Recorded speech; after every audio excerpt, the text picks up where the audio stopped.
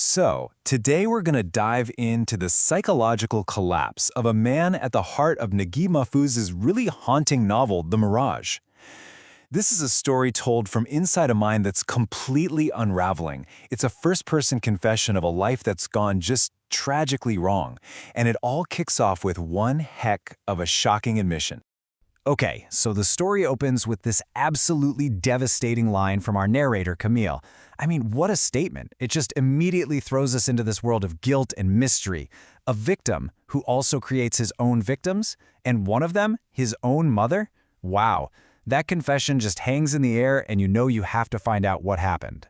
And that's really the big question we're digging into. How does someone get to this point of total ruin?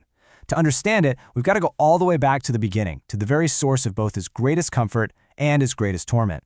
All right, so the absolute bedrock of Kamil's entire life, everything about him really, is his relationship with his mother. It's a bond so intense that it's going to shape every single part of his life, and in the end, it's what seals his fate. You know, with just that one line, Kamil basically tells us everything we need to know. There was absolutely no separation between his identity and hers. They lived in this totally self-contained world, like a beautiful gilded cage just for the two of them. It shielded him from reality for sure, but it also left him completely defenseless against it. So what's so fascinating here is this total paradox.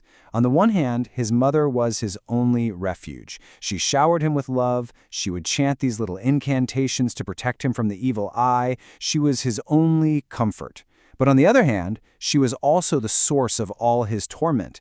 Her suffocating protection just destroyed his confidence and cut him off from the rest of the world, leaving him completely helpless.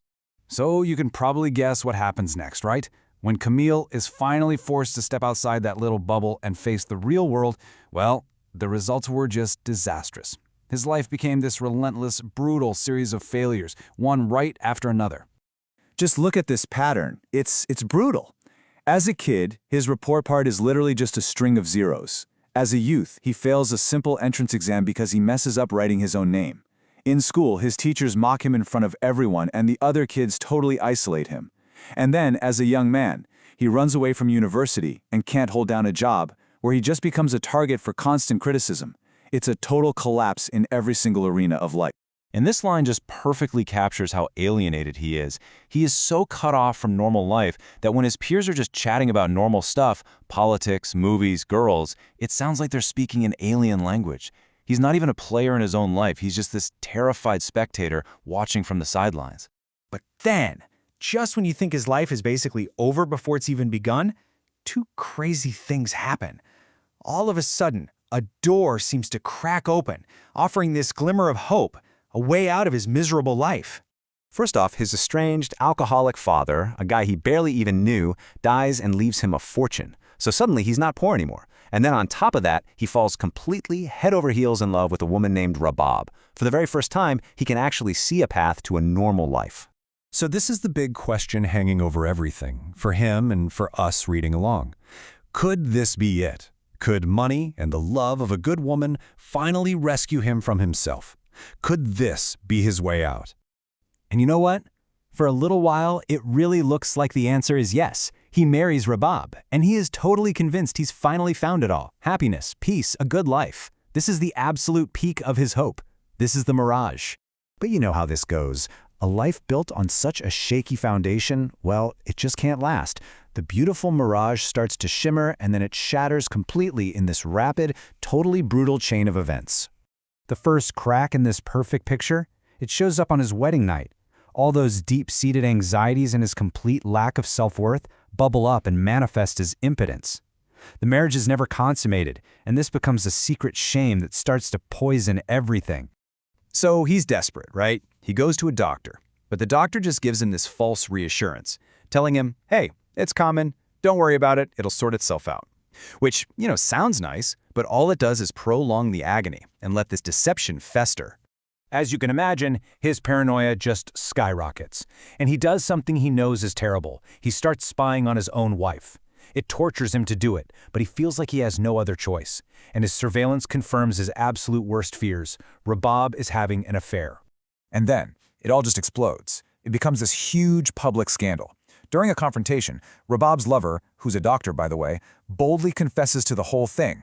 He basically announces that Rabab was a wife in name only and that he was responsible for everything. Just like that, Kamil's private shame becomes a very public humiliation. And just when you think it can't get any worse, it does. The final, absolutely gut-wrenching blow comes. He flees from this scene of total disgrace and rushes home, looking for the only safe place he's ever known. But when he gets there, he finds out his mother, the very center of his world, has died.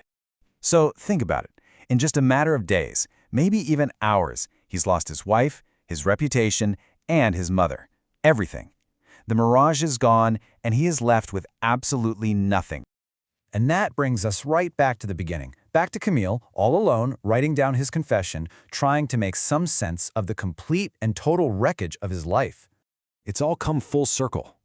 He tried to escape, he had this brief glimpse of a different life, but he's ended up right back where he started, in that terrifying, lightless void he told us about in his opening confession. The escape was just an illusion. But here's the final thought he leaves us with, and it is absolutely chilling. He's a man of faith, so he believes in resurrection and a final judgment.